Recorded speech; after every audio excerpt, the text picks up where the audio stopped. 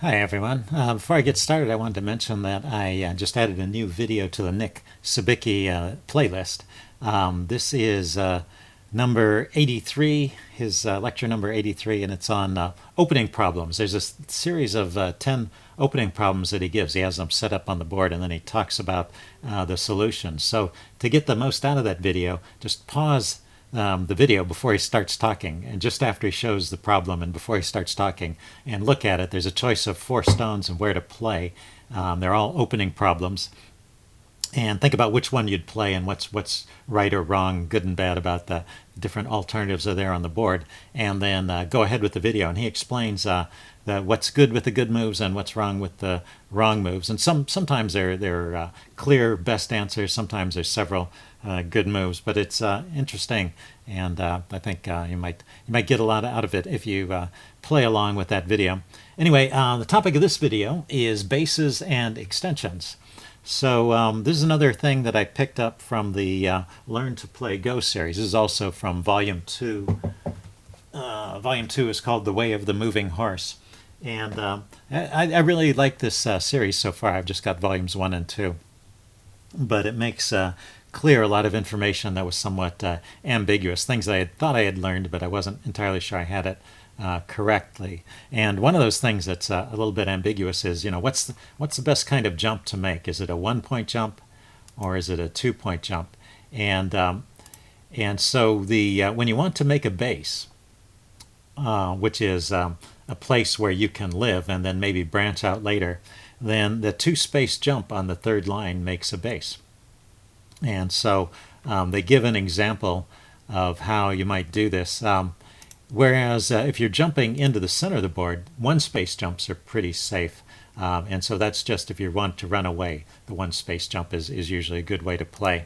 But the 2-space jump, I think it needs to be on the third line, because you need to be able to trap the stones that invade. And also you need these other stones to not be too close. If you make a 2-space jump and this other stone is already touching your stone, then I don't think it works as well. You need that space. But in this case, you got a 2-space jump. You've got 1 space separating you from any neighboring stones. You have more space separating you from these 2 stones in the upper right. So here, if black tries to invade, you can come underneath, or you can even go on top.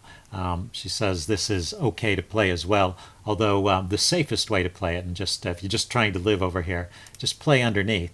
And if white tries to cut you apart like this, you can block this way, and actually his stone is now in trouble, and you're simultaneously threatening the stone at R11. So to save that stone, black plays here at Q11, and then you can seal this break here before black has a chance to cut you here. So you've got a solid group of stones, and this stone is dead. If black tries to run out, you can actually capture it. This is a group with just 2 liberties, and these 2 stones over here, they have 3 liberties. This stone has 3 liberties. This group has 5 liberties. So white wins the capturing race, and these stones are lost. So that's a pretty useful piece of information, that 2-space jump, and you see it played a lot. And then there's a similar situation here. Let's go along. This is another opening. In this case, black is going to do the jumping. Black has approached the corner, and white is played here at R15, which is not considered so great when there's room for black to make a base here. Then this kind of helps black in a way. So white protects the corner with this move, and the move at O16, and it's black's turn to move.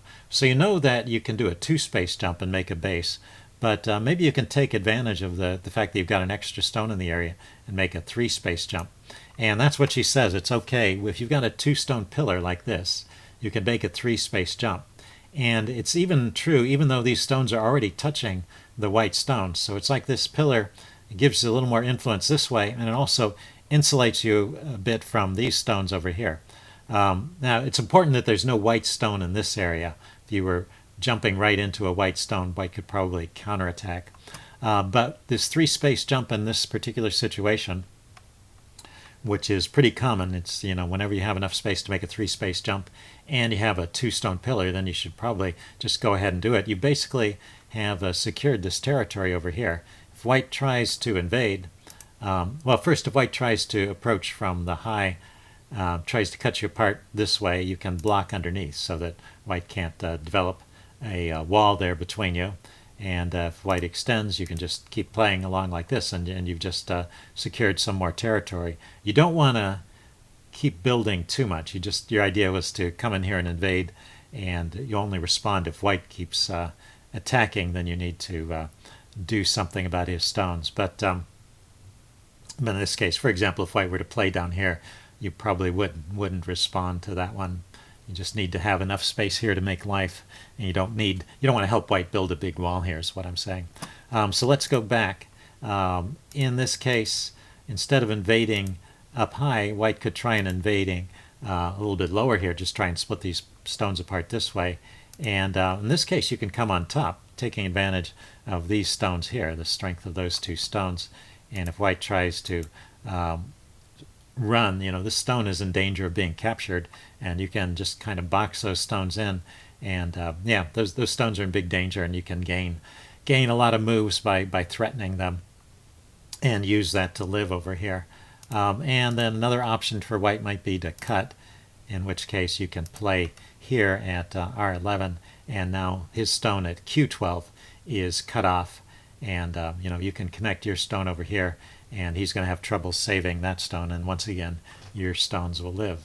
So that's the rule. If you have two stones, if you just have one stone, you can make a 2-space jump. If you have 2 stones, you can make a 3-space jump. So it's just 1 plus the number of stones, and that's how big a space, that's how big an extension you can make. I should call that an extension rather than a jump. I think the jumps are used for terms like for jumping into the center. But when you're moving along the third line and trying to build territory, that's normally called an extension. So a 3-space extension from a 2-stone pillar. Okay, well, let's see if we can get a game here. I wanted to play a full-size game if I could.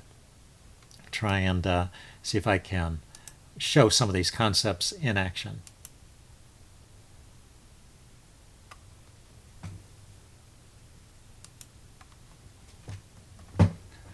Okay, here's a game. Let's see, my turn. Let's play here.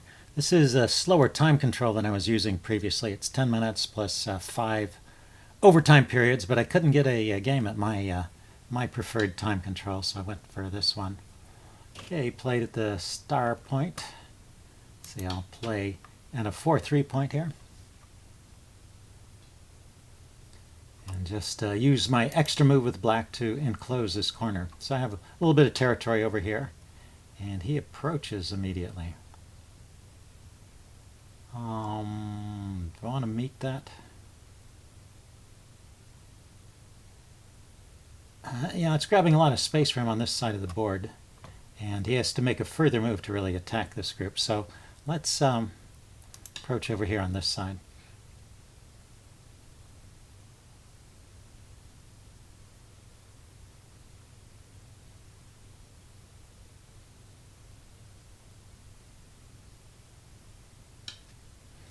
And he responds, okay. I can still come into the corner, I think. See if he wants to play at the 3-3 point. That's the normal kind of move there.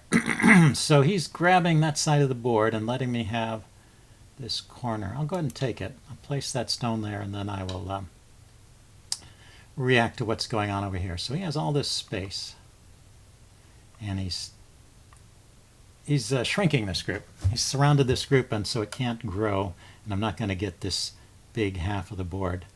But I can do the same thing over here, right? I can surround this group and take away territory on this side of the board.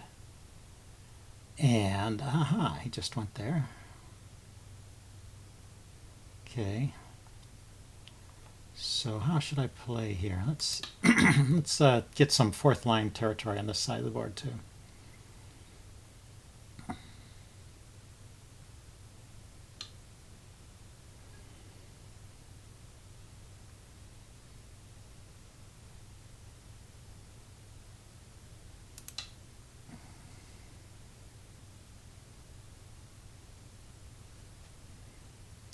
So yeah, it's tough to decide between defending and expanding. There's lots of open space on this board, so place a stone placed over here would be like a big move, trying to keep all this territory for white. Let's he's knocked me down to the third line. That's kind of annoying. So I could, I wonder, approach on the other side. Try and expand this corner before branching out over here. So this is a potential big box for me over here, I guess. A little bit of space in this corner. He's got this side and this side as potential. Oh, he decided to invade. Well, that is, okay. He's attacking that stone. I don't want to give it up. And he's cutting this stone off. So I'm going to abandon that stone. Let's go high here. I also don't want to be too low on this side of the board. I want to come in high. Cut him off and see if I can establish some territory over here.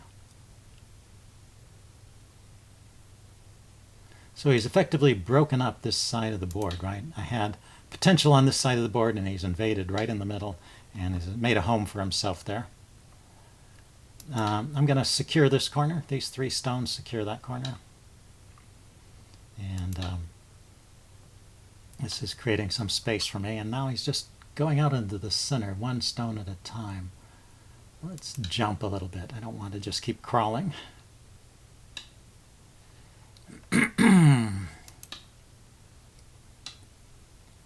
Yeah, now he jumps. Okay, so that's good, but I should break off and invade over on this side of the board. He's obviously got a lot of build up over here. He's looking to build a large rectangle like this, I guess. And I need to prevent that. So I'll bust up things over here. Let's see, and now let's approach the corner over here. This is kind of, I don't know about this. This has stones on both sides, right? Where is it going to run to?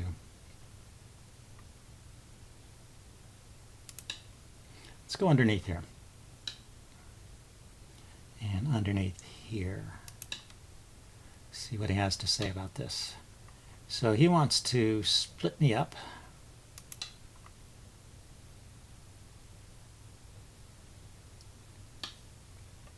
And let's attack that stone.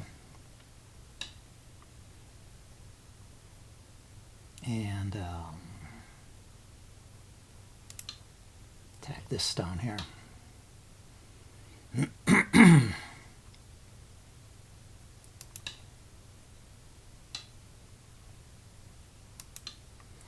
So I'm surprised he let me capture that stone. That seems kind of weird. I think this group is going to be pretty useful. It's not connected. Okay, this group is floating, so I have to make sure it's connected to something here. Let's try and give it a little bit of, security here. Let's repair that break,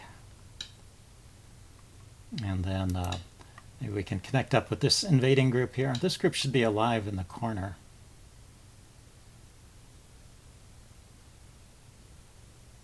Okay, I'll place a stone there. I'm attacking this stone. He fills in. Where do I want to repair all of these connections here? Do I want to keep trying to win or keep the corner here?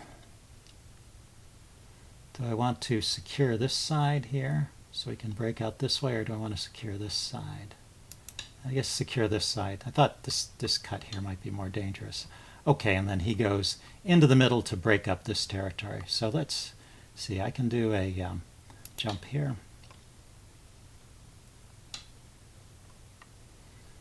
And let's try and keep that group from growing too big. This guy is pretty good at making these invasions, huh?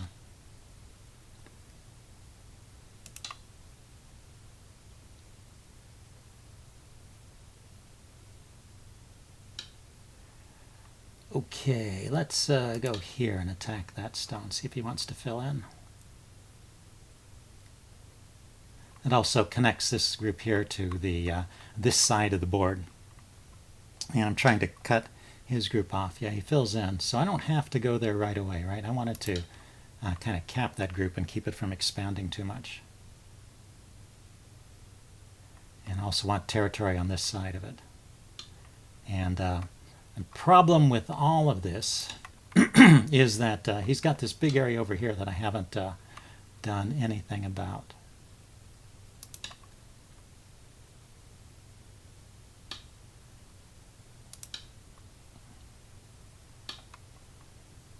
So let's see if I can split his groups up a bit. It just did seem urgent over here to fill in these areas.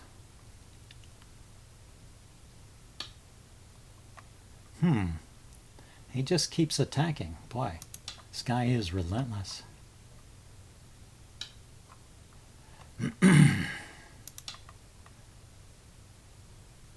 So that's a threat he had to respond to. Good. I was starting to worry. Let's see. So he's going to fill in here, I guess. Let's make sure I preserve this corner. And let's get that connection. Get that connection secure over there. Yeah, that was a double Atari. He was attacking this group and attacking that stone. Pretty amazing. So yeah, this guy is good, I think. So let's, looks like I've got the outside here. Let's jump out, take advantage of it. And let's see, is he going to come in here at some point? Probably. So what do I need to do? Let's pause. I have time. The speed of his play is been going by too fast. So these stones seem okay to me. Maybe I need to branch out this way and try and reduce from on top here. Maybe a stone over here would be useful.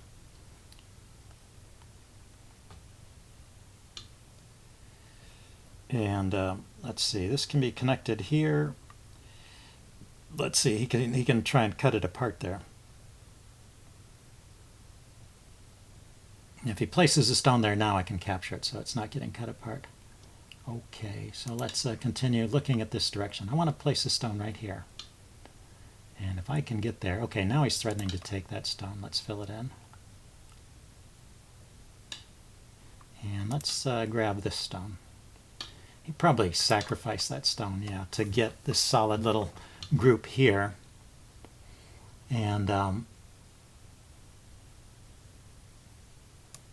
maybe I can do something coming in this way. Now this is actually, I can do a 3-3 invasion in this corner. He hasn't placed anything down here. So let's, this group here is also a little bit weak. So a stone placed here at H2 would threaten to kill these two stones.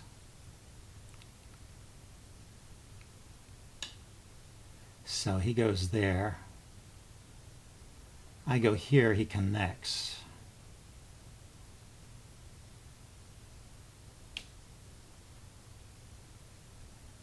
I go here, he takes.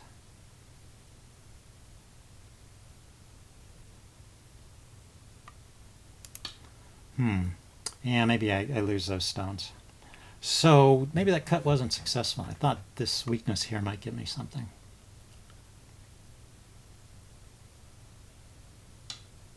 Yeah, he connects underneath. Okay, so let's jump into the corner. I need to try and erase his huge space over here. There's no black stones in this area at all.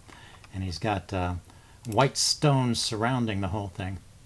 This 3-3 invasion might not work because he already had a stone in this area. So my cut here was a mistake. I thought he would respond on this side, and instead he responded on that side, which is good. I just didn't read that out correctly. As they say in Go, they call it reading what we would call calculating in chess. So that is not correct the way I was looking at it.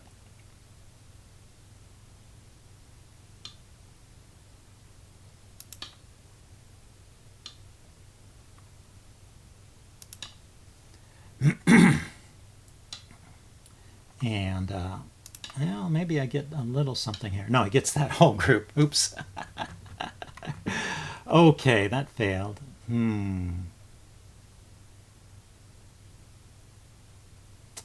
What can I do?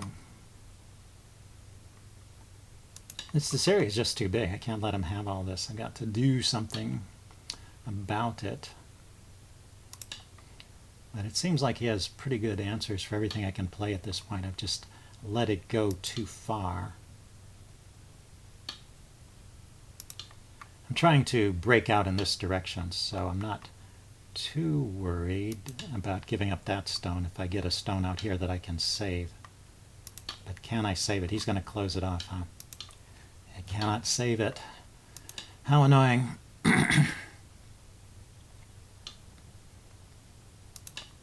Let's attack there. He fills in. Okay, so this corner I think is okay, and I think this corner is okay, and I have some space over here. But, well, still, he's got this huge space out here. Let's just put a stone in the middle. What can I say? See if he wants to attack it. But I just can't let him have all this unclaimed space. It is not okay.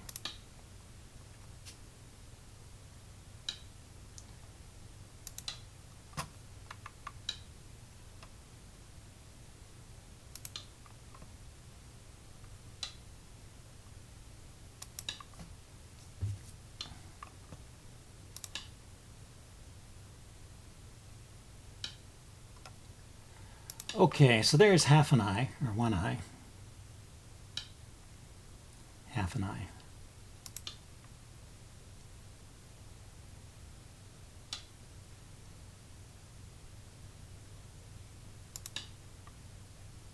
And I can start a co-fight over here.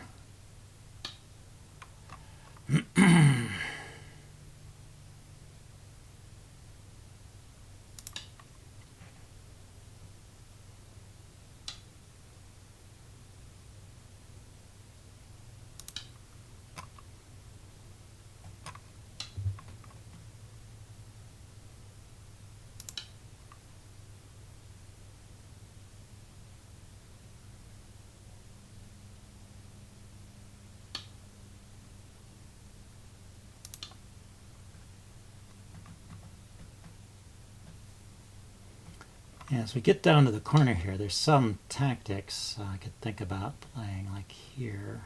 But he would connect there. If I play here and he captures it,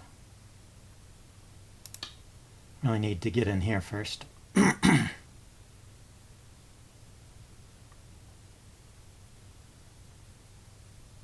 Anyway, this may be a foolish invasion, but I had to do something to try and reduce that area, so I think it was worth playing. Okay, so let's go there and see what he does. So the threat is to place a stone here, and if he captures it, then the snapback there will capture that group of 4 stones, and it will bring life to all of these stones. It'll make that a successful invasion. So I think he needs to fill in right here. He needs to play at C, yeah, he played there at C12.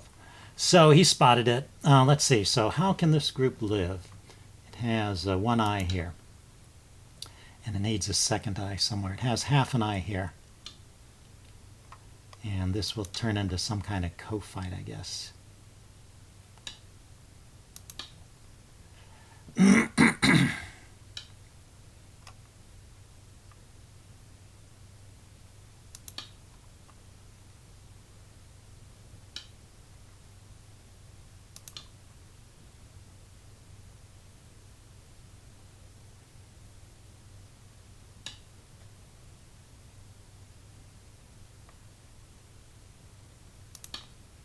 I'm giving up that stone, but I'm hoping to get something over here. But then that will be dead. That's too bad. Okay, let's connect here and make sure that group doesn't die.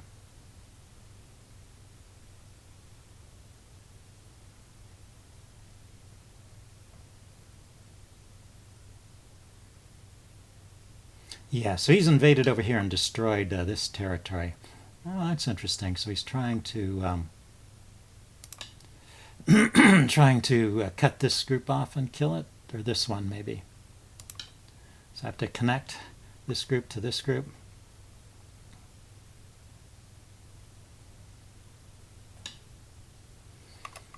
Okay, that's connected here. Oh, you know, it's not connected to anything, is it? But, well, I can kill this stone here. And this will live, gives another eye, or a little bit of breathing room to this group.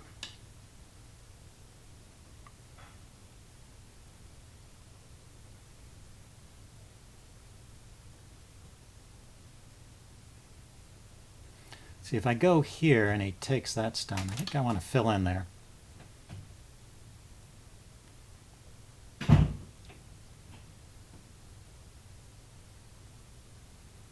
Ten, 9, 8. Oh, and he changes tack and invades over here. 4, Okay. 3, 2. It's attacking 1. this stone.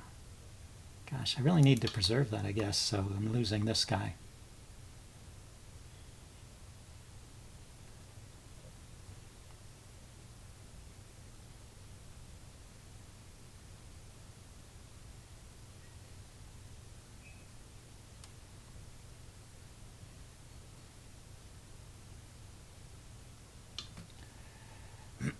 Yeah, so he goes there. This, I need to connect there.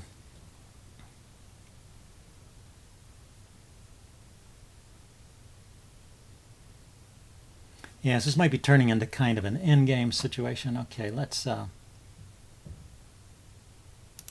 stop these stones from invading further. I'm attacking that stone. Let's cut that off. And let's see. He attacks from underneath here.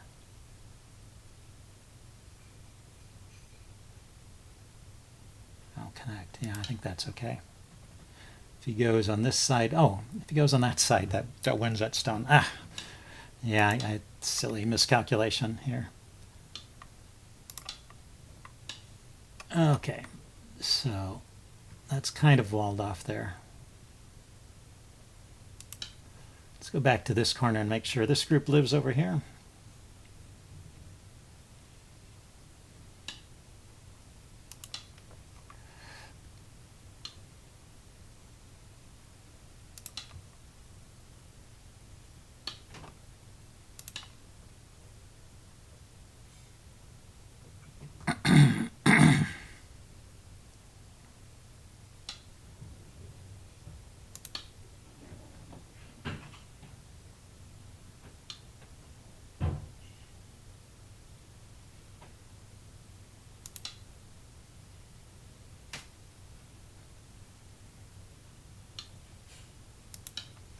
Okay, so this has two spaces that I can connect with.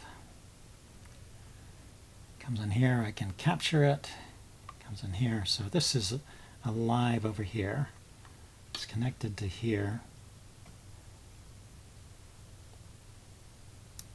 Let's make sure these guys stay connected. Yeah, he's just filling in the edges over here, so let's do this.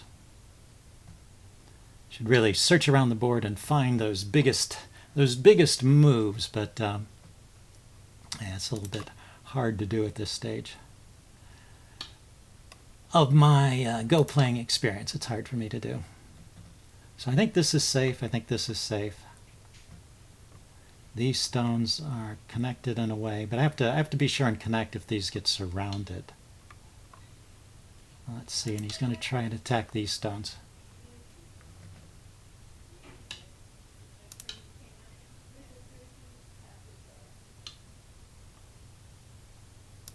Okay, wow, he's going to try and take this corner. That's exciting. I really don't think that should work, but you never know.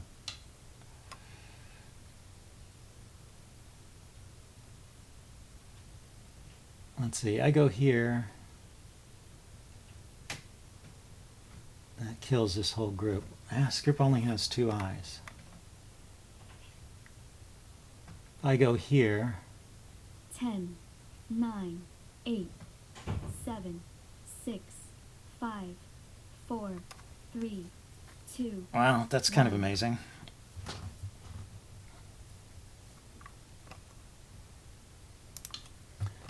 This group is weak.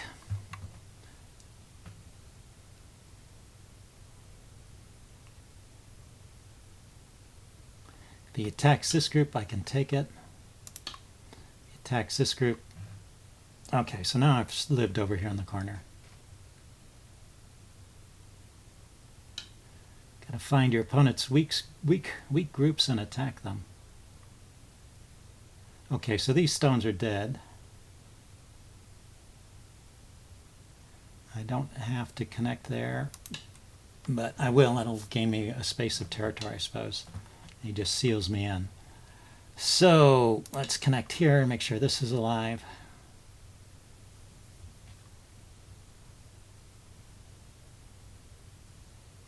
And if there's no way to rescue these stones, this big territory over here is going to win the game for white. Let's see, he can fill in here. Yeah, he did. He's just making his territory secure over here. Can't attack there.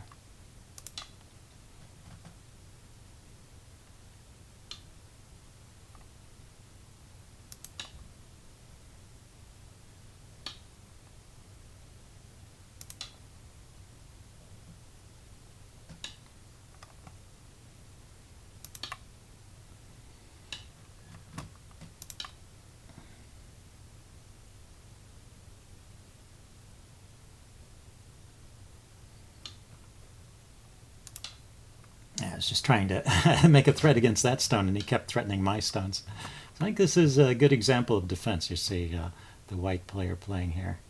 He's defending these groups pretty well. I can't seem to create one more eye. I created this group, but has just one eye, and this is like a half eye. This ko, then he'll just come and take that at some point. 10, 9, 8, 7, 6, 5, 4.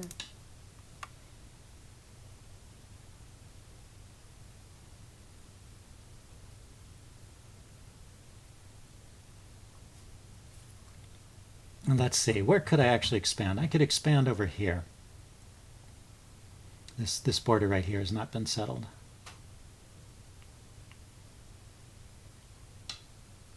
Where did he play? He played over here. Okay, so he's going to gather my stones. Okay.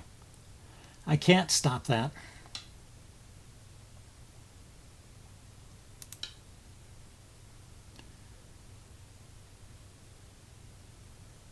Let's see, this stone can't be captured, right? It's got 2 liberties, and he can't step in here or here. This has 2 liberties here or here. Okay, so this is all alive. Can't take it. He can win that stone. I can't do anything about that. And here, this is space.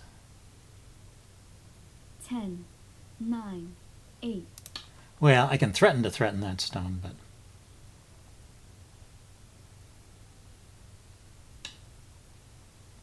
Okay, so that's a space that doesn't do anything. That's a dame. This is mine all along here. This is mine. Those are mine. But I can't break out anywhere. So at this point, I'm going to pass. And I thought that was a pretty nice game. I got beat pretty good there. But well, you can always look at the point of view. Take a look at it from white's point of view. Let's see. Well, that's not correct. These are my stones here. And now he won all of these stones, and well, you know, it's giving him here. I never. Wow, I could have captured those stones, and I didn't. Huh. Okay. Maybe it's. Well, it's not giving those points to either side, so let's accept that. And yeah, he still won by about 60 to 140, so that's about 80 points. That's a pretty big advantage. And the key was I was never able to successfully invade over here on this side. I was able to defend my corners, but he kept attacking me, and I never found the right time to break up this big space that he had. Okay, well, he's taking his time accepting this, so I will terminate the video here. Hope you guys enjoyed it, and see you next time.